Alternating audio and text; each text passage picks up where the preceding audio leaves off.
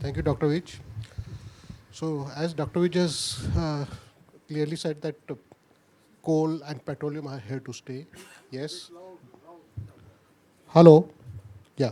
So, in the foreseeable future, coal, petroleum, green hydrogen, renewable power, all are going to be there and exist together for the foreseeable future.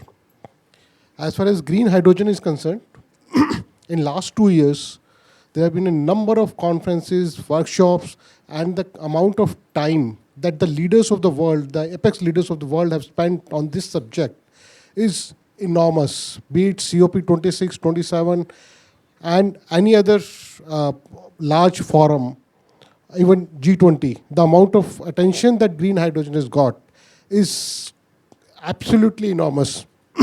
The number of conferences, workshops in the world, throughout the world, in any country, in any forum, there have been absolutely, I think it's around one per day that's happening in the world, with the result that the world has come to the realization in last 2 years that there is no way they can achieve their net carbon zero target without green hydrogen or its derivatives.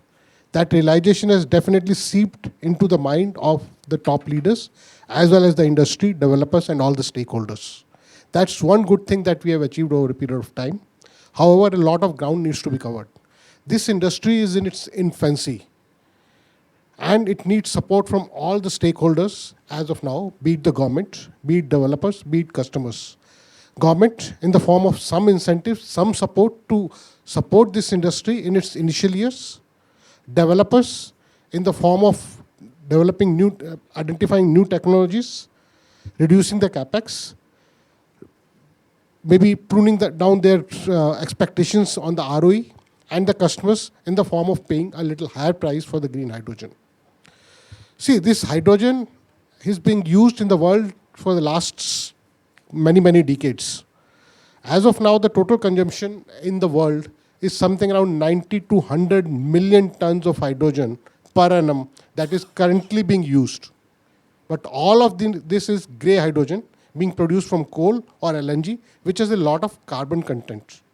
Around 9 to 10 kg of carbon is emitted for each kg of hydrogen. That means something around 1 billion ton of carbon dioxide is being emitted because of the hydrogen that is being used in the world. All this hydrogen is primarily being used in two industries, refinery and fertilizers. And if we have to green just these two industries, refineries and fertilizers, the total investment required in the world is to the tune of around $4 to $5 trillion. That's only the beginning. Hydrogen has many other applications. Power generation, transportation, your oil replacement, LNG replacement. It has huge number of applications. And the green hydrogen, which the world is talking about as of now, is being produced from renewable power and water. And the carbon content, carbon emission out of this green hydrogen is absolutely zero. And that is what the world is trying to achieve. $4 to $5 trillion. But first of all, what I have the comprehension is, first of all, the green hydrogen and its derivatives. Commercial utilization used will come in the industries like refineries and fertilizers. Third in the line is the shipping. Already the shipping engines, which can run on green ammonia or green methanol, are available. Quite a few large shipping companies, carriers, have already ordered ships which can run on dual fuel like diesel as well as green ammonia or green methanol. The requirement of shipping industry is around another 90 to 100 million tons of green fuel if you have to go 100% green for shipping also. So these three industries put together, refinery, fertilizers, and shipping, the total investment required in the world is around 10 to 12 trillion dollars.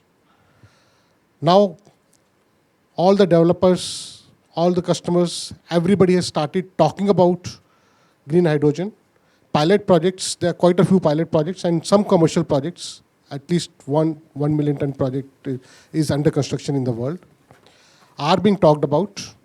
I don't think there is any power sector company or renewable power company or oil and gas companies, etc., which are not talking about going in for green hydrogen in a big way. I don't think anybody can ignore this kind of potential of $10 trillion of investments, capex, over a period of next 20, 30 years. Now, what do we need to make it happen? As of now, there are a lot of talks, a lot of conferences, a lot of discussions are taking place regarding green hydrogen, replacing all this grey hydrogen with green hydrogen. But actually, on the ground, there are very few projects, only one project, that is commercial project, that is seeing the light of the day. Others are still in the development phase. India has set itself a target of making India an export hub. India has a target of net carbon zero by 2070. So India can wait while other countries which have a target of 2035, 40 have to take steps to promote green hydrogen. What do we expect from the governments of the world? On the supply side, governments of the world like US has already put $380 billion on the table in the form of IRA. Europe is contemplating 400 billion euros to support green hydrogen. But all these are supply side incentives that these governments have been contemplating. What is really required to support this sector is on the demand side also. On the demand side, what we expect is mandatory consumption rules for all those who are using grey hydrogen as of now, and the carbon tax or some sort of carbon cess if they are not able to achieve these targets over a period of time. So, India has set itself a target of making it an export hub. Because mandatory consumption in India, we have been contemplating for the last 2 years. It's still to come. And even if it comes, because green hydrogen as of now is at least 2.5 times costlier than grey hydrogen. It has its own implications on the price of fertilizers as well as the petroleum products. And India having a target of 2070 as compared to 2035 and 40 for other countries, I think India can go a little slow in going in for mandatory consumption. That is what is, I think, quite perceptible. But as far as other countries are concerned, there also such incentives in the form of mandatory consumption, etc., are still to be seen in a really practical manner, where there is a real penalty that is being imposed on these industries.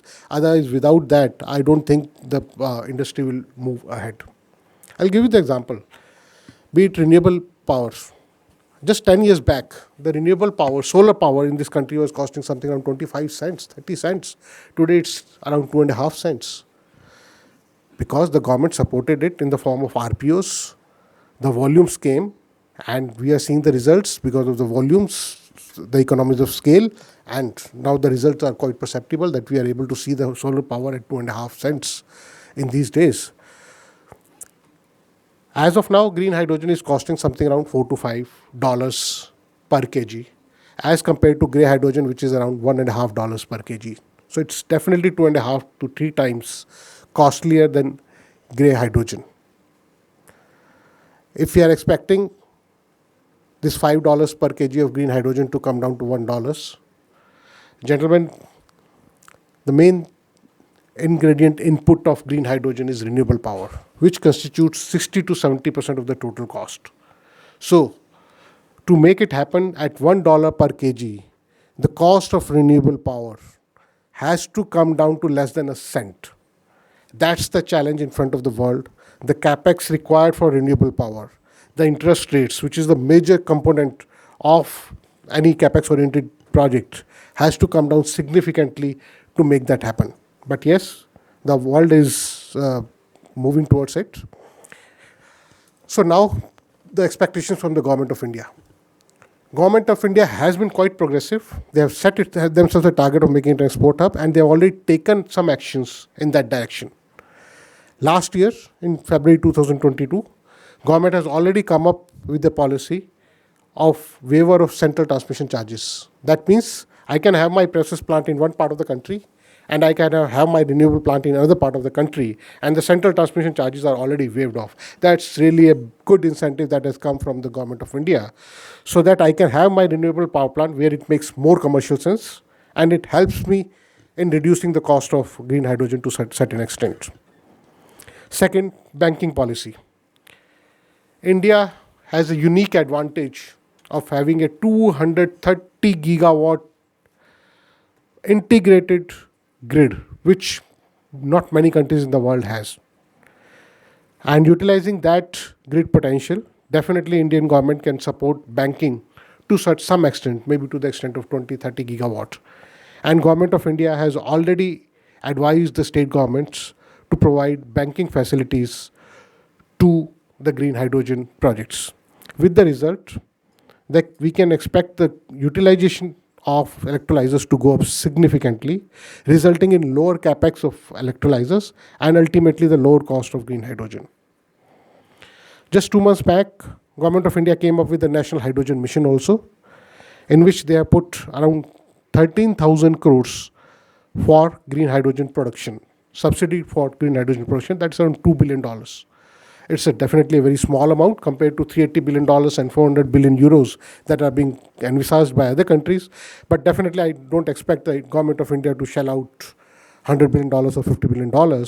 So whatever best possible use of this $2 billion we can do, we should go ahead with. Then we come to the state governments. They also have a very major role to play.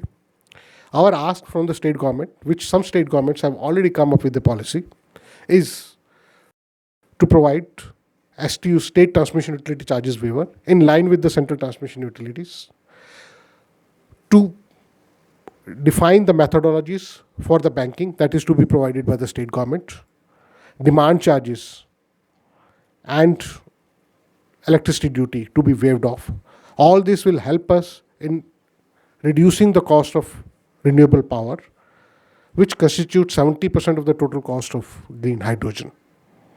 With all this, the Indian developers will be able to compete with the international developers which are likely to set up which are planning to set up their projects in the MENA region, etc., because those countries already have certain advantage in terms of better natural resources, low tax regime, and low transportation cost from there to the market, which is likely to be initially, it's likely to be Europe, South Korea, Japan.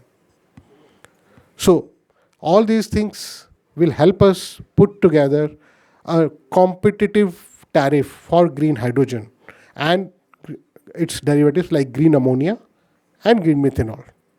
Because initially, the emphasis will be on export of green ammonia, because that's easily transportable.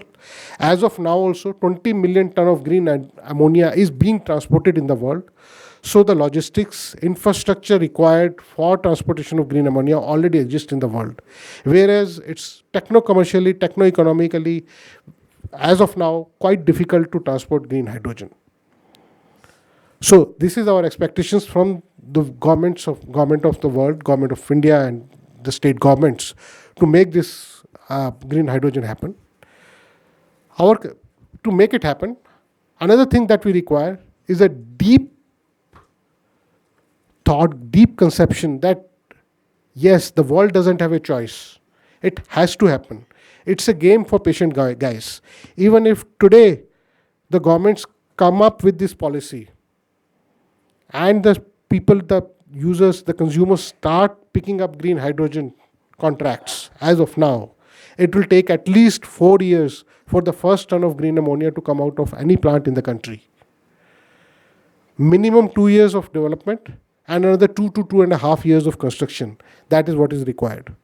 And a small size project of 100 tons, 100 kilotons, 100,000 tons per annum of green ammonia in the country costs something around 7 to 8,000 crores. And it's only a small size project, not big size. Today people are talking about 1 million ton per annum of green ammonia projects. Obviously that will happen over a period of time, but that's the size of the project which will make it really commercially viable.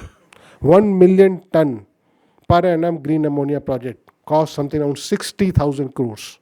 And there are quite a few projects that this country can support of that size. With these words, I leave it to all the gentlemen, all the technocrats, all the bureaucrats, and the developers to give it a thought how to make it happen in a fast manner. As Renew Power, we have already developed quite a few projects in the country. We have been interacting with central government and state government very, very closely, and already procured land at 2 places for establishing 1 million ton per annum green ammonia projects. First phase of which is going to be 100,000 tons per annum. And this first phase of project, mind it, will also cost something around 7 to 8,000 crores. That's what we plan. By 2032, we have a huge plan of establishing something around 4 to 5 million ton of green ammonia in this country and some other parts of the world. Thank you very much. Thank you, gentlemen, ladies and gentlemen, for all your timing. Thank you. Thank you.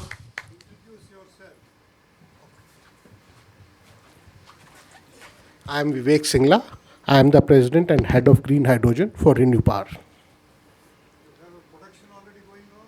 No, we are in the process of developing the projects, and we have been talking to everybody in the world for offtake. We have already signed some MOUs, and we have put all our efforts to sign some of these agreements.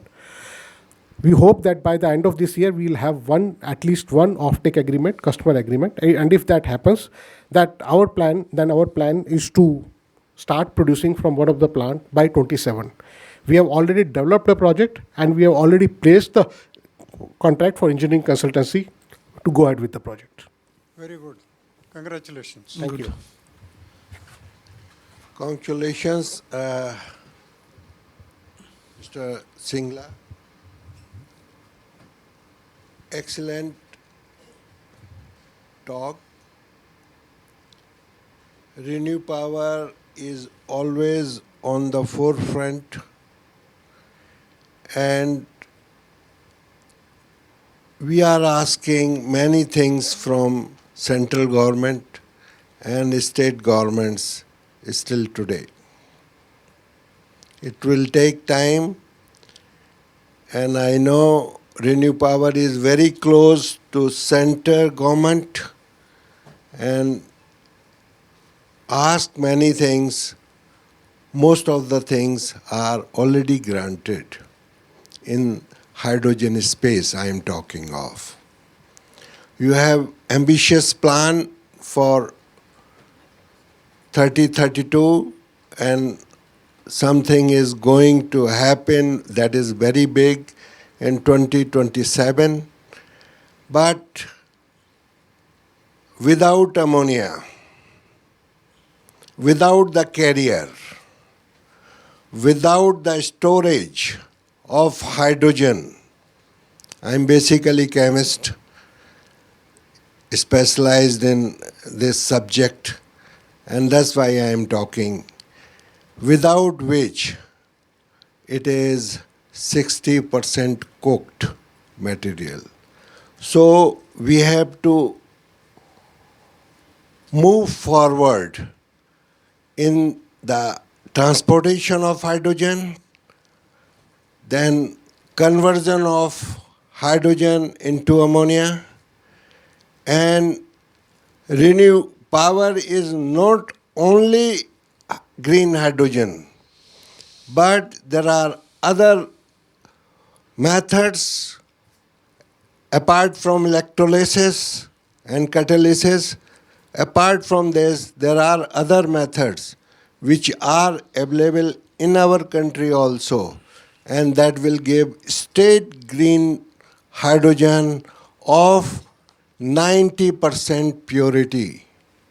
I can assure you there is a very large scope of green hydrogen, and Renew Power is doing excellent job.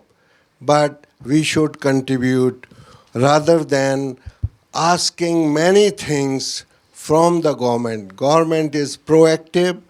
If you don't ask, they will not give. I know that.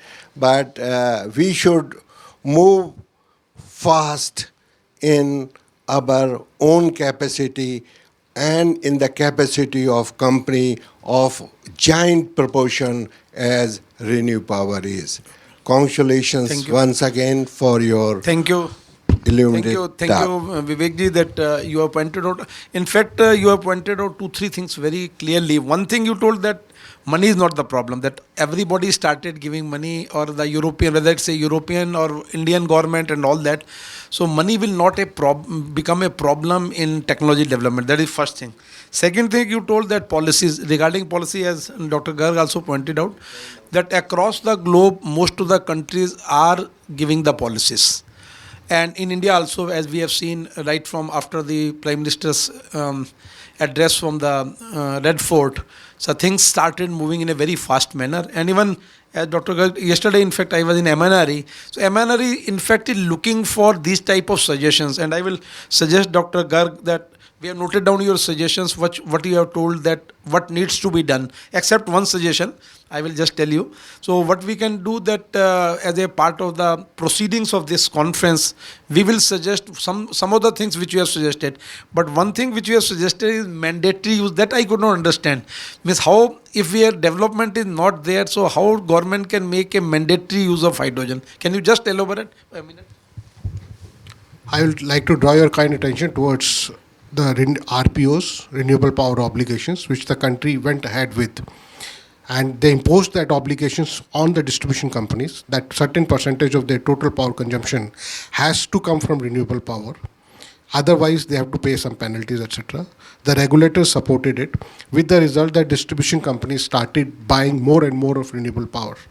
Similarly, the industries which are using the grey hydrogen as of now, and they are emitting a lot of carbon in the atmosphere, they can be a mandatory consumption. Already the government and the government of the world are thinking about it, but there are lobbies from these industries which are delaying it, so it's a matter of time. So they can impose, they can have a roadmap that by 2000, starting with 2026, 27, 30, 35, they will have this percentage of their total hydrogen consumption or ammonia consumption to be green. Once that's there, if they are not able to achieve their target, then they have to pay certain carbon cess or carbon tax as a penalty towards putting carbon in the atmosphere. One suggestion, Singla, your talk is very good. Green hydrogen is catching up in the country. But one suggestion that R.K. Singh, who is the power minister in Delhi, is a very dynamic power minister. And he was earlier bureaucrat. He was secretary to the government of India. His knowledge is very good. And you people who are, if you are already having some project in your mind, you should go with some suggestion, and then you be after R.K. Singh. You need not to waste your time with anybody else. Thank you very much for your suggestions. Definitely. We are in close touch with the government, and frankly speaking, now our main emphasis has been on the policy advocacy. That has already yielded some fruit, as already stated by Dr. Vij. What we are trying to do is, we are concentrating on getting a customer in the world. And once the customer is there, with the existing policy which the government has already give, courtesy Dr. R.K. Singh and various chief ministers of the state government, we will go ahead with the projects. We are only waiting for the customer. As of now, that's our main concentration. One more suggestion. Our Prime Minister is a very dynamic Prime Minister. He was abroad for 4 countries. Yesterday he landed in Delhi. Today morning he has flown to Bangalore. The way he addressed the ISRO scientists, myself being an engineer, it was a wonderful talk. The way he has addressed all those engineers, and the way that ISRO is already given that point where it has landed, the Chandrayaan-3, they have given a name, Shiva Shakti, to that spot. So this PM is good, Power Ministry is good. If you are all interested in green hydrogen, you should really take up through a group of people instead of alone, maybe a few people who are having their projects in. It's a suggestion. Myself being a former chairman of GAIL, I feel like suggesting this sort of, I did many projects in the country, and we can do it. Thank you. Sure, sir. Thank you. Thank you, sir. Thank you very much. Just for the audience, Mr. C.R. Prasad is the first chairman of the GAIL Gas Authority of India Limited, where the GAIL has turned around the whole country. So, Mr. Credit goes to C.R. Prasad. Big applause for C.R. Prasad, sir. Thank you. Thank you. Thank you. So, moving on to the next. Any question? We can have one question if you want. One question.